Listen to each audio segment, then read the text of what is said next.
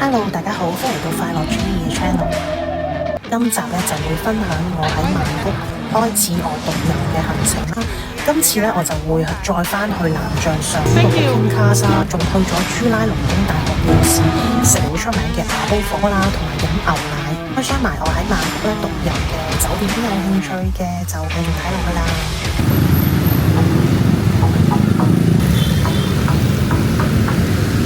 而家咧就到我呢2晚住嘅酒店啦。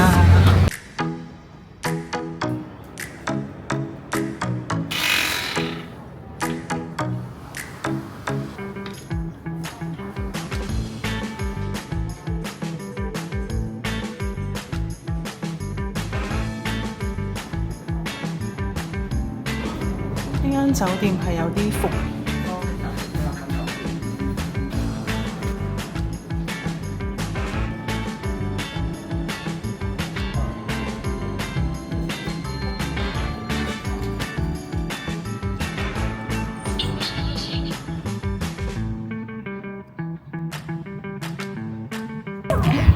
room tour 下依間酒店先。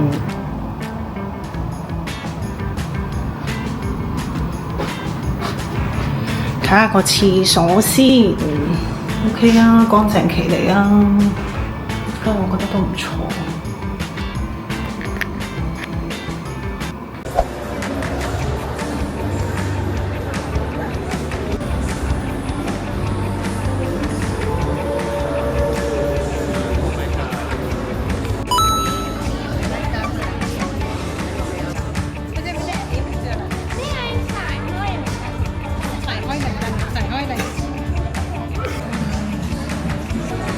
check in 完喺酒店咧行過嚟3分鐘咧就係 T 日1，我本身都冇嘢買嘅，咁我就入咗 Pop Mart 睇下啦。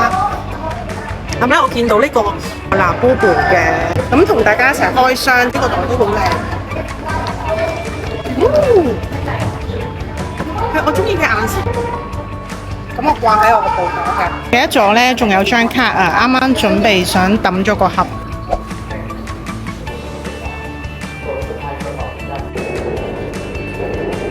而家咧去緊朱拉隆功大學夜市咧去食晚飯，今日就自己一個啦，所以就食下呢啲街邊檔。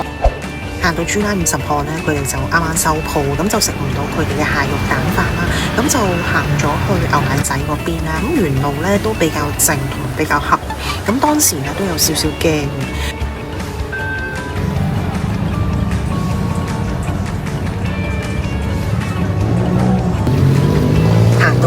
仔當然要買翻支牛奶試下啦，咁我就買咗原味，佢仲有朱古力啦、士多啤梨、泰奶同埋綠茶，得一試咯。佢個奶味好濃郁咯，同埋就都唔會話好甜咯。麻煲火鍋咧，佢就用香料做湯底啦，加入少少油，咁我就揀咗牛肉同埋海鮮做配料啦。佢就會俾隻生雞蛋嚟咧撈埋一齊咧，就喺個湯裏邊焯幾秒咧，就令到嗰一個肉質咧特別嫩滑，咁啊好好食。食完咧就過對面嘅牛奶小子打張卡啊！而家曼谷最紅嘅網紅景點。啱啱有啲曼谷嘅學生啦，同埋有嚟自馬來西亞遊客啦，佢哋幫我影完咧送一張相俾我咯。跟住買埋個甜品做宵夜就 call 車返酒店啦。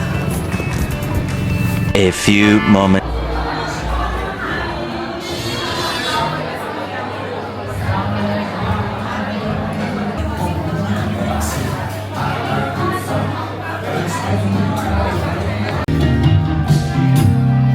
OK，今次快線咧就冇咩時間去 Sky Bar，咁咧我喺酒店連接住地庫咧就有呢間酒吧啦，佢就以黑幫大佬為主題嘅酒吧嚟㗎嘛，咁啊好多外國人啊，個氣氛都唔錯。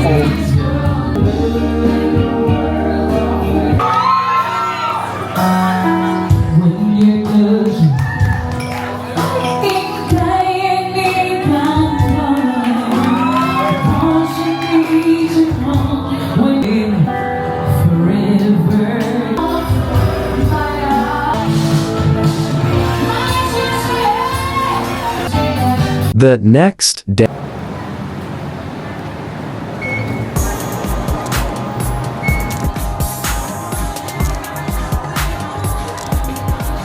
又買多咗盒抽下先。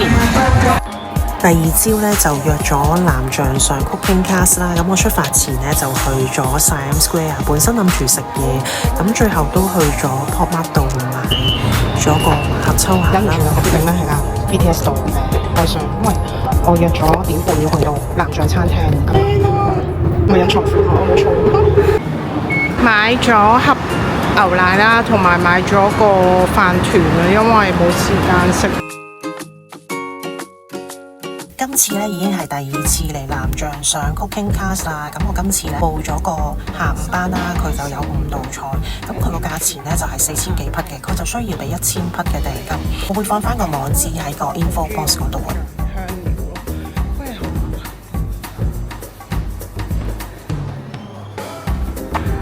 正啊，得我一個上堂咋，咁佢有條圍裙啦，有包濕紙巾啦，同埋有支水。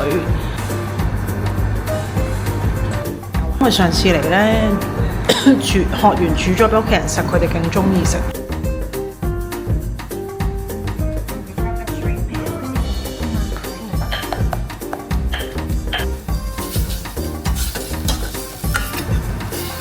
而家睇到試時間，跟住我一間咧就會再煮知識，我先整呢個咖喱雞。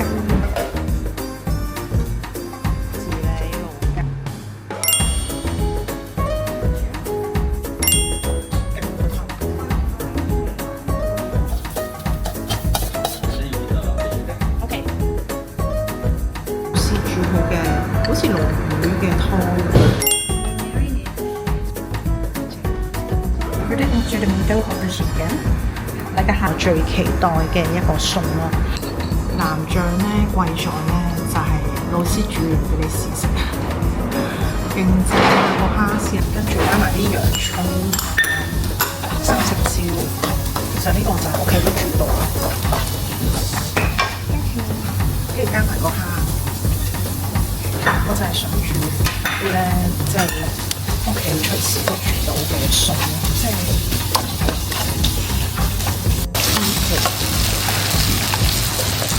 煎粉絲沙律，其實喺香港都整過，我就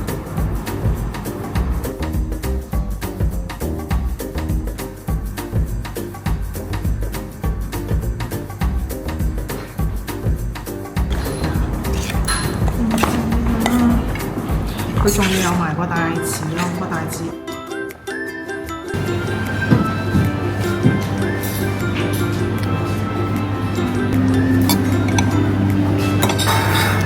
個鱸魚湯。個人，我幾年前嚟咧係有好多個人一齊上嘅，咁今次咧得我一個咧係好正咯。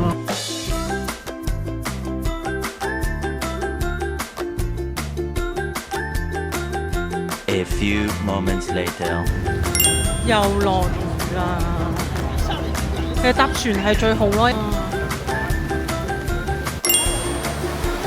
終於嚟咗全球最大嘅 Pop Mart 旗艦店啦！上次4月咧經過南京路步行街咧，我就冇行到好多 Cry Baby， 咁我諗都係碰下運氣啦，睇下佢有冇翻貨，價格係唔錯嘅。但係我覺得其他分店啲貨都好多啦，都唔一定要嚟呢間咯。朋友咧，佢哋之前喺其他分店都買咗好多 Cry Baby。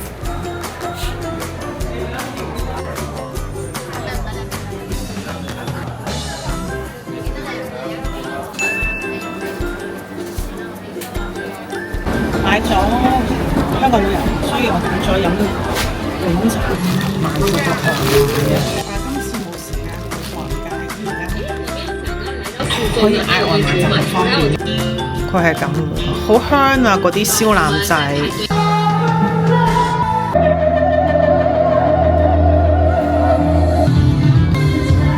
The next day。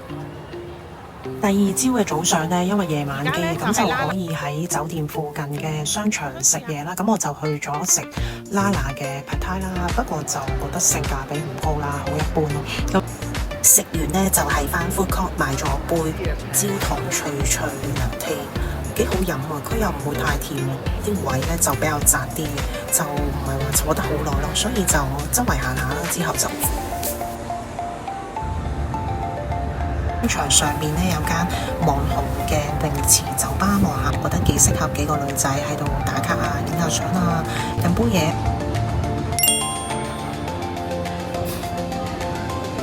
最後呢，食埋呢個好好味嘅士多啤梨窩夫啦，同埋按埋個腳呢，就返酒店攞行李就返香港啦。當日呢，仲撞正香港10號風球 delay 咗幾個鐘。下個 trip 呢，應該係2026年，下個旅程見啦，拜拜。